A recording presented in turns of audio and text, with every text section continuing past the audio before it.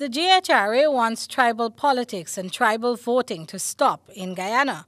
The organization also cites the role that major political parties play in managing the Guyana Elections Commission as a major setback to the realization of a better political system.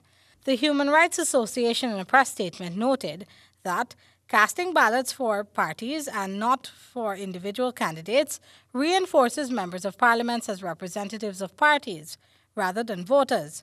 The law to prevent crossing the floor privileges accountability of MPs to parties over accountability to voters, who are powerless to remove MPs with whom they are dissatisfied.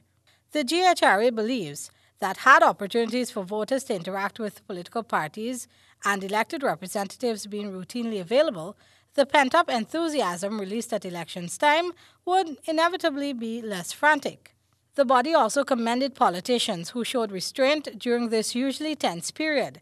It is also being considered as fortunate that the early shooting death of Cromie Wing, with its strong political connotations and provocation to violence, has been largely resisted, and for this, the electorate was congratulated. The GHRA pointed out what it deemed failures on the part of the Elections Commission to lay to rest persisting unease over the substantially higher number of names on the voters' registration list than in 2011. The release stated that the increase is on average 39% in hinterland regions. These concerns to date have been expressed in measured and reasonable terms and deserved an equally reasonable response from GECOM.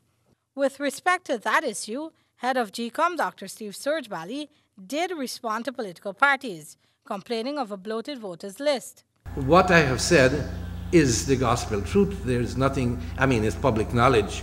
And nobody who knows about elections questions the list, because this menu of measures that we have will preclude anyone from messing around on election day, to say nothing about the laws and how much jail you can get. The GHRA is urging the leadership and members of all contesting parties to respect rules governing conduct at polling stations and to accept the election's results in a lawful manner. Rihanna Ahmad, HGP Nightly News.